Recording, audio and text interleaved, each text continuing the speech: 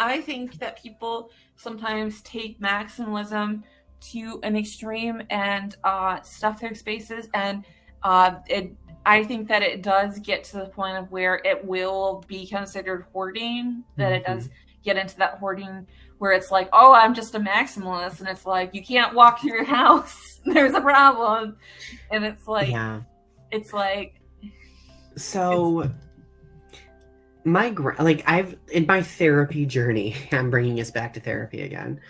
In my therapy journey, I've discovered that I harbor quite a bit of trauma because of my family and the way they have exhibited maximalism. Like my parents, mostly because of like mess, clutter, like filling up space with like disarray. My grandmother with like her house, her small house full of so much stuff. Like my grandma had enough Christmas stuff to open up her own like TJ Maxx. I think all three of us were like very transparent people, but we've had to navigate so many different variables in our life where we've had transparency shamed. So now when we are transparent, or when we do have a vulnerable moment that's being in full view, like we kind of like, I sometimes will get up in my head and be like, am I handling this the right way? This is a performance. Is my behavior lining up to my actions? You know, like, and it kind of just turns into like this feedback loop in my brain of like, oh my God, like, and then of course, after the fact, like I will like look back on it and be like, oh, calm down, Donny. Like, what are you doing? And in going to the question about other healthy forms of passive aggressiveness, I think you can be passive aggressive with yourself. I say this all the time. I like, even if I'm not watching a stream, I'll just pull up a stream of like one of my favorite streamers and I'll just have it on in the background for like background noise.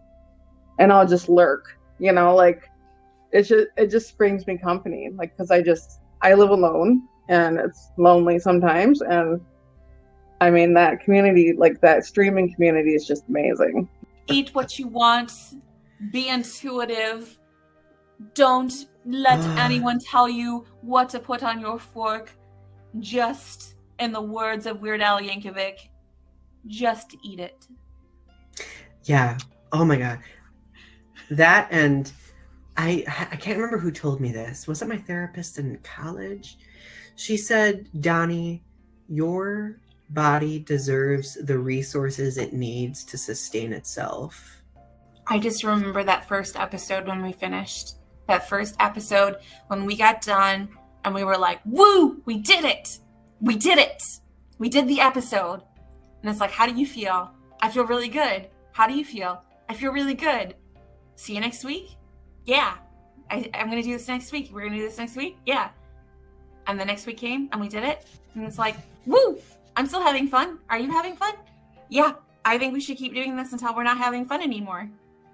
And then we kept doing it. Yeah. And here we are, 100 episodes later. Affirmation/manifestation that I'm taking into the new year kind of connects to my family baggage video that I just did. But it is, despite how empathetically inclined I tend to be towards wanting to fix or help people, I am not responsible for resolving other people's toxic tendencies or educating them about like their toxic tendencies or decision making. I cannot take on that responsibility because it's so depleting. Here's an easier one. It's not my job or responsibility to heal other people.